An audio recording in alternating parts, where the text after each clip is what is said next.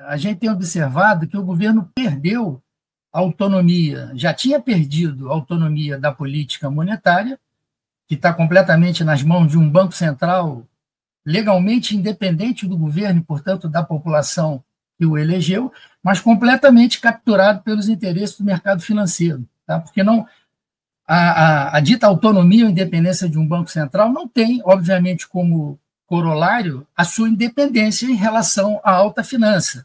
Tá? As elites rentistas, proprietários de bancos, grandes investimentos financeiros. E então, a gente observa que, com certeza, você tem uma perda de autonomia da política monetária e agora conjugada com a perda de autonomia da política fiscal, porque o estabelecimento de um arcabouço fiscal, como foi feito, é exatamente isso, ou seja, fazendo uma analogia, toda economia tem, no seu regime de crescimento e de acumulação, é o motor da economia, são as estruturas produtivas, se tem mais ou menos indústria, se exporta mais ou menos e que tipo de produto. E no caso da política fiscal, a gente observa que o governo perdeu a margem de manobra para poder estimular justamente esses setores, que atualmente são os mais fragilizados e são aqueles setores que perdem o espaço de investimento em relação ao setor financeiro. Ou seja, você tem uma economia voltada, como a Denise colocou, a gente se transformou numa plataforma de valorização e acumulação rentista financeira e exportadora de commodities. Então, assim, se isso se perpetua, a gente pode esquecer, não há possibilidade nenhuma do Brasil ser um país desenvolvido. E a sua pergunta inicial era se isso impactava a classe trabalhadora. E você colocou lá, poxa, mas os indicadores, olha, teve crescimento. A gente não pode olhar apenas esses indicadores macroeconômicos de superfície, como a gente chama. A gente tem que olhar, por exemplo, a qualidade dos postos de trabalho que são gerados. São basicamente serviços. Num salário médio, segundo a PNAD do PNAD-C, PNAD contínua do IBGE, que é a principal pesquisa de mercado de trabalho, uma média de R$ 3.200. Então, assim, a gente vê que está faltando emprego para engenheiro, está faltando emprego para nível superior no Brasil.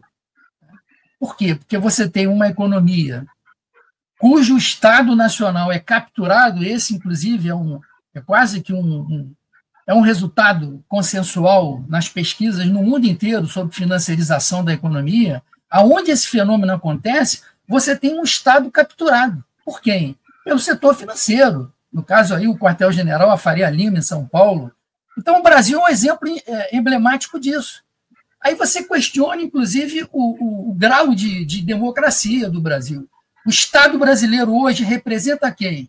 A sociedade ou representa os interesses da Faria Lima do setor bancário financeiro? Isso está documentado no mundo inteiro nos artigos científicos sobre financiarização.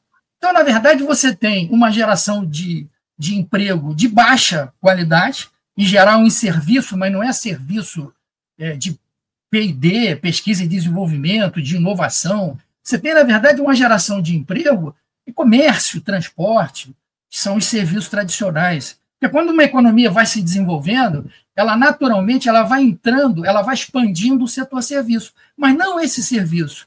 A gente tem, inclusive, está bem documentado com dados empíricos em gráficos, a gente teve uma expansão precoce do setor serviço pela queda da participação da indústria e transformação no PIB. Então, assim, quando a gente olha, a economia brasileira continua pagando mal a sua força de trabalho. O Brasil nunca foi uma economia que remunera bem a sua força de trabalho.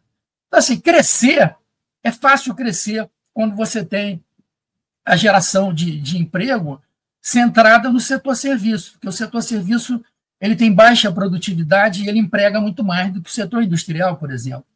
Então, a gente tem, inclusive, estudos econométricos, você tem aí uma correlação, uma elasticidade de 0,8. Cada 1% de crescimento do PIB aumenta em 0,8% a geração de emprego, independentemente de reformas neoliberais, que tem um argumento da ortodoxia, olha, eu tenho que reduzir custo trabalhista, os encargos sociais para poder gerar emprego. Isso é uma falácia. Keynes também já tinha derrubado essa falácia já nos anos 30, o que vai gerar emprego é justamente a expectativa de lucro das empresas. Então, assim, pode haver mão de obra gratuita, mas o empregador, a empresa não vai empregar só porque é barato, a não ser que ela queira acumular estoque. Então, tem de haver expectativa de lucro. Mas essa expectativa de lucro, ela é, na verdade, sempre contida com esse tipo de modelo. A conclusão que a gente chegou nas nossas pesquisas é que a gente não tem realmente um modelo de desenvolvimento para o país.